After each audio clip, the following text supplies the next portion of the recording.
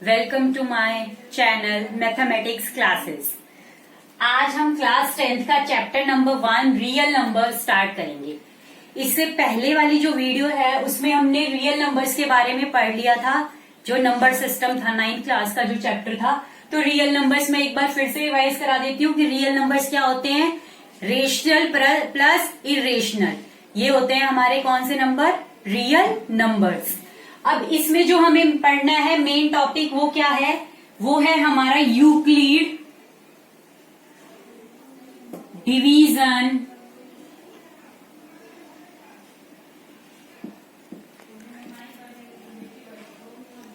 Algorithm और Euclid division lemma.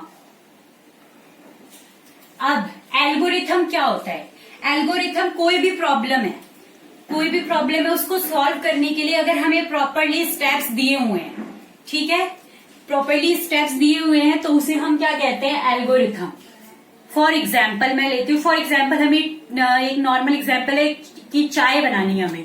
तो चाय बनाने के लिए प्रॉपर स्टेप्स होते हैं हमारे पास कि पहले क्या, गैस ऑन करो, देन उसके ऊपर पैन रखो, देन उसमें पानी डालो, देन चाय पत्ती डालो, लाइक दैट, वही होता है। तो मतलब प्रॉपर स्टेप्स हैं उसके लिए, तो उसे हम कहते हैं एल्गोरिथम। लेमा क्या होता है? अब लेमा वो होता है कि जैसे कोई भी चीज प्रूव कर दी गई है पहले, उसी के थ्रू हम कोई एक अदर स्टेटमेंट देते हैं, उसी प्रूफ को लेके हम कोई अलग से स्टेटमेंट देते हैं, उसको हम क्या बोलते हैं, लेमा बोलते हैं। Got it? अब यूक्लिड डिवीजन एल्गोरिथम बताने से पहले, जैसे मैं नॉर्मली डिवीजन की बात करती हूँ, तो डिवीजन में मैंने एक नंबर ले लिया, जैसे मैंने लिया इसको अगर मैं डिवाइड करूं तो ये कितने से डिवाइड होगा, 5 से क्या आ जाएगा, 10, रिमाइंडर क्या बचा, 1। अब हमने जूनियर क्लासेस में पढ़ा था कि इसको हम क्या बोलते हैं, डिविडेंड। इसको क्या बोलते हैं हम, क्वेश्चन। इसको क्या बोलते हैं, रिमाइंडर। और ये क्या होता है हमारा, डिवाइजर। अब इसमें क्या होता है, dividend is equals to divisor into quotient plus reminder.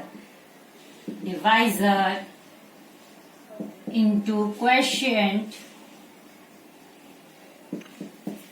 plus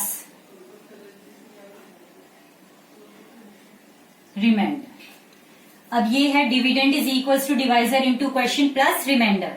अब आते हैं हम, यूक्लिड ने अब ये एल्गोरिथम तो हमें दे दिया था, अब इसके थ्रू यूक्लिड ने एक लेमा दिया। यूक्लिड एक मैथमेटिशियन का नाम है जिन्होंने डिवीजन के लिए ये एल्गोरिथम दिया था।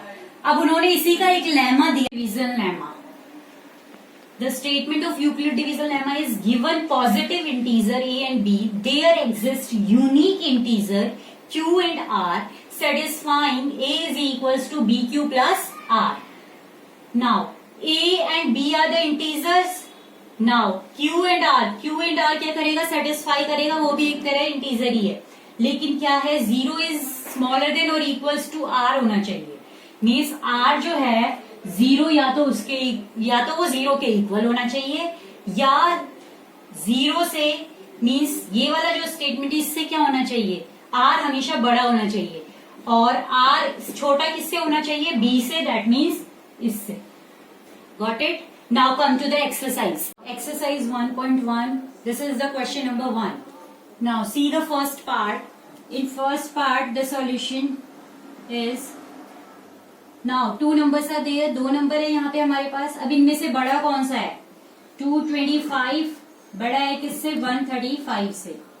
तो हमारे पास क्या था, जो यूक्लिड डिवीजन एल्गोरिथम था, a is equals to B Q plus r, उसी के अकॉर्डिंग लेते हैं। तो सबसे पहले मैंने नंबर यहाँ लिखा, इसको कंसीडर कर लिया a, b Q plus r इसको कर लिया मैंने b।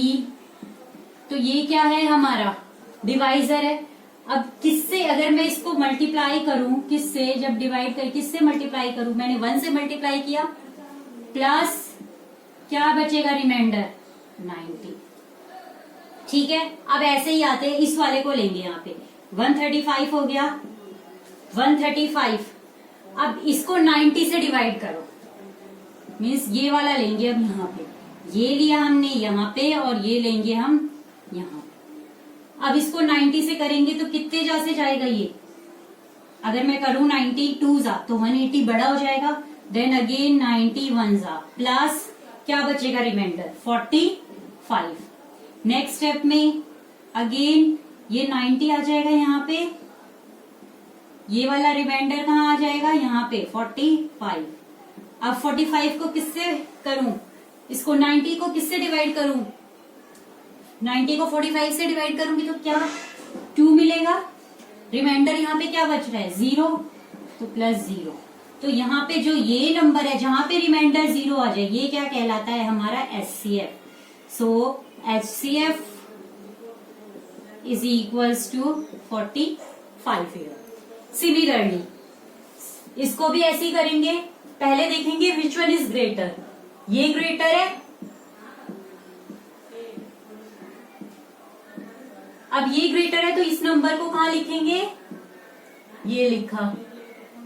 अब इस नंबर को डिवाइड किससे करना है, मुझे इससे डिवाइड करना है, इस नंबर को किससे डिवाइड करना है, इससे डिवाइड करना है। अब इससे डिवाइड करने के लिए क्या मैंने ले लिया ये 195, इसको मैंने इससे डिवाइड किया तो मुझे क्या मिला 195। अब रिमाइंडर क्या मिलेगा यहाँ पे 0 रिमाइंडर मिल गया। अब मुझे जब रिमाइंडर यहीं पे 0 मिल गया तो इसका HCF क्या हो जाएगा 196। Got it. अब एक पार्ट और है इसमें that you have to do yourself, वो क्वेश्चन आपको खुद करना है। Now next question is show that any positive odd integer is of the form of 6q plus 1, 6q plus 3 और 6q plus 5 where q is some integer। Means हमें क्या prove करना है, क्या शो करना है कि जो ये है 6q plus 1, 6q plus 3 और 6q plus 5 ये क्या है हमारे पॉजिटिव ऑड इंटीजर है। ठीक है, इस फॉर्म में, और q क्या है कोई भी इंटीजर है। तो पहले मैं इसको एक्सप्लेन कर देती हूँ कि कैसे इसको सॉल्व करना है, उसके बाद मैं प्रॉपर स्टेटमेंट जैसे आपको एग्जाम में लिखना है वो बताऊंगी। तो पहले देखिए, अब मेरे पास जो वो थी क्या थी यूक्लिड की algorithm a is equals to B Q plus R.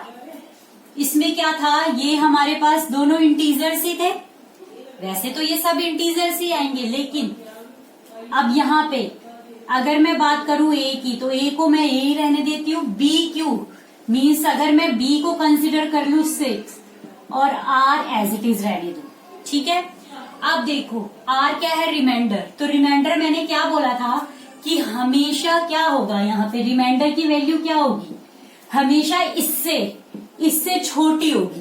तो इससे छोटी होगी तो रिमाइंडर की वैल्यू क्या कंसिडर कर सकते हैं हम 0, 1, 2, 3, 4 एंड 5। मैंने बोला इससे छोटी होगी इसलिए क्या कंसिडर करेंगे 0, 1, 2, 3, 4, 5। ठीक है, अब जैसे मैंने किया, पहले मैंने रिमाइंडर की वैल्यू 0 रखी तो ये क्या हो गया 6q प्लस 0। ऐसे ही दूसरे पे मैंने रिमाइंडर की वैल्यू क्या रखी 1 रखी तो 6q प्लस 1 हो गया। ऐसे ही थर्ड में मैंने क्या रखा 2 रखी value.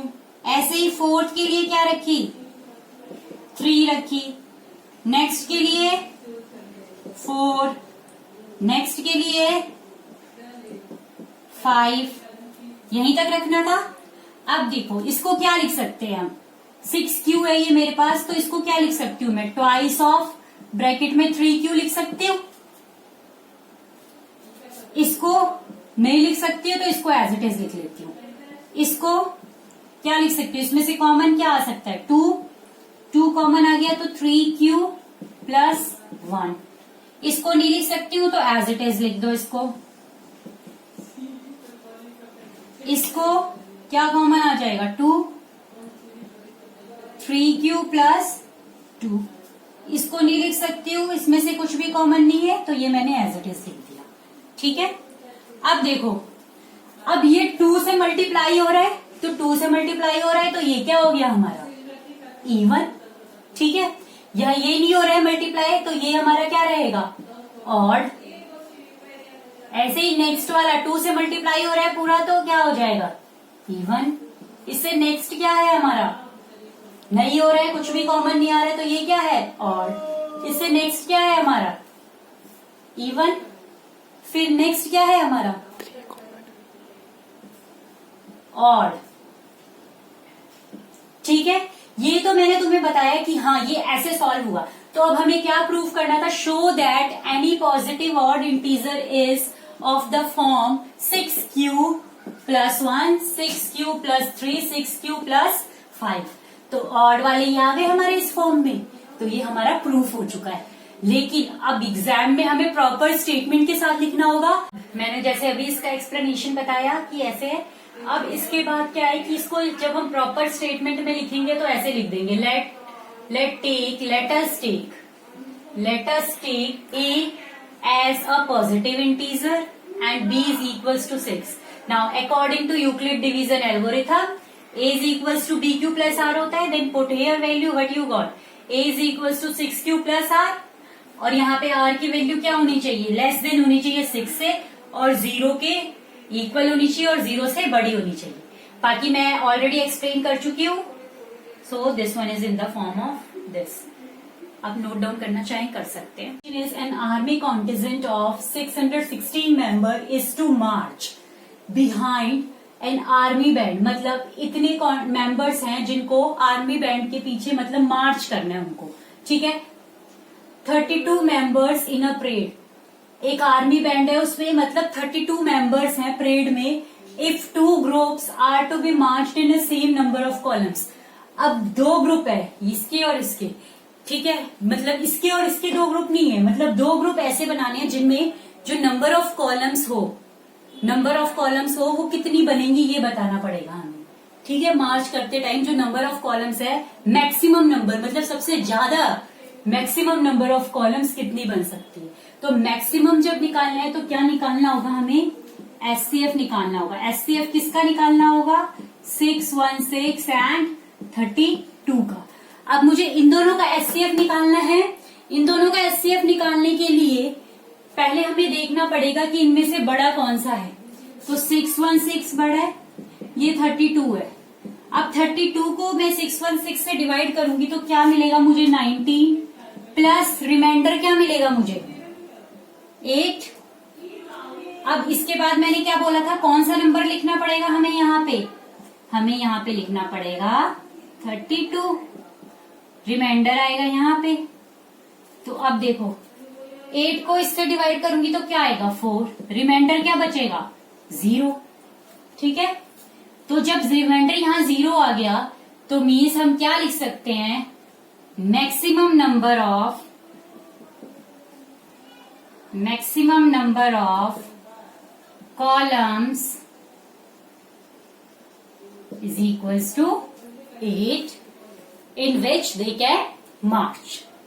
Now come to the next question.